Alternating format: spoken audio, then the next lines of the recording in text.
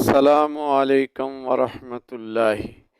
ناظرین، عنوان گفتگو ہے اسوہ سیدہ کائنات فاطمہ الزہرا سلام اللہ علیہا۔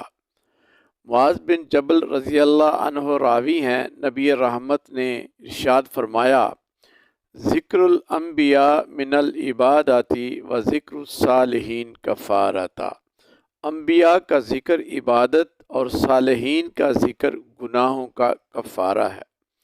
3 رمضان المبارک یوم وصال سیدہ فاطمہ الزہرا سلام اللہ علیہا ہے، لہٰذا آئیے آج چند لمحے اس مستند صالح ہستی کے ذکر کو اپنے گناہوں کے کفارے کا موجب بناتے ہیں۔ ارشاد باری تعالی ہے، قُل لا اسألکم علیہ اجرا الا المودۃ فی القربہ۔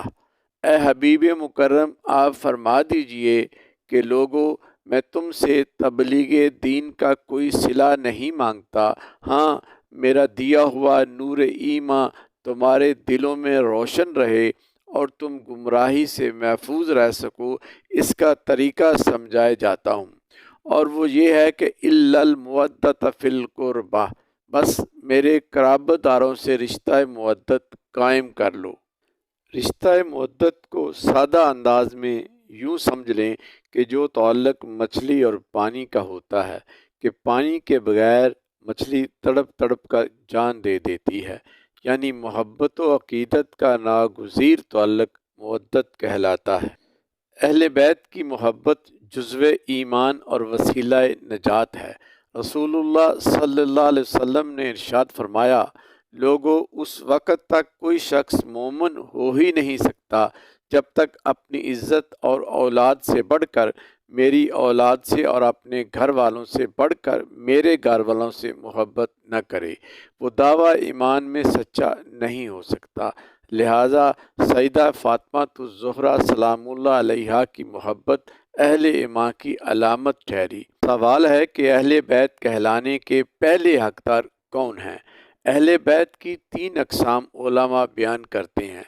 ایک بیت نسبی جیسے آل عباس، دوسرا بیت سکنی اہل خانہ ازواج مطہرات، اور تیسرا بیت ولادت آپ صلی اللہ علیہ وسلم کی آل و اولاد ہے، جبکہ میرے آقا نے فرمایا کہ میری نسل میری بیٹی فاطمہ سے چلے گی، لہٰذا اہل بیت میں پہلا درجہ سیدہ فاطمہ کا ہے۔ امہات المومنین ام سلمہ رضی اللہ عنہا راوی کہ جب آیت تطہیر نازل ہوئی تو آپ صلی اللہ علیہ وسلم نے سیدہ فاطمہ، حسن اور حسین کو بلایا، ایک چادر میں ڈھانپ لیا، اور حضرت علی کرم اللہ وجہہ آپ کے پیچھے تھے، انہیں بھی چادر میں ڈھانپ لیا اور فرمایا، اللہم ہؤلاء اہل بیتی، مولا یہ میرے اہل بیت ہیں۔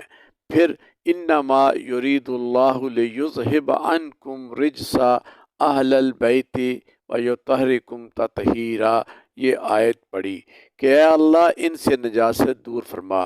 اہل بیت ہونے کی پہلی گواہی ان 4 افراد کے لیے دی گئی۔ فرمان رسالت کے مطابق سیدہ فاطمہ کو اہل بیت میں مرکزی حیثیت حاصل ہے۔ ایک بار حسنین کریمان بیمار ہوئے تو ان کی صحت یابی کے لیے سیدہ نے 3 روزوں کی منت مانی۔ تینوں روز عین افطاری کے وقت سائل آ جاتا۔ پہلے دن ایک یتیم، دوسرے روز ایک مسکین، اور تیسرے روز ایک قیدی نے صدا لگائی کہ بھوکا ہوں، کچھ کھانے کو دیا جائے۔ سیدہ نے افطاری کی روٹیاں اٹھائیں اور سائل کو دے دیں اور خود پانی سے افطاری کر لی۔ یہ شان سخاوت ہے سیدہ کائنات کی کہ خود بھوکا رہ کر دوسروں کا پیٹ بھرا جا رہا ہے۔ پھر شان فاطمہ الزہرا سلام اللہ علیہا پر قرآن نازل ہوا، وَيُطْعِمُونَ الطَّعَامَ عَلَىٰ حُبِّهِ مِسْكِینًا وَیتیمًا وَاسِیرًا۔ نیک بخت ہیں وہ لوگ جو اللہ کی محبت اور اس کی راہ میں یتیم، مسکین اور قیدی کو کھانا کھلاتے ہیں۔ شاعر نے کیا خوب عکاسی کی ہے کہ خود تو رہیں بھوکے، اوروں کو کھلا دیتے ہیں، بڑے فیاض ہیں محمد کے گھرانے والے۔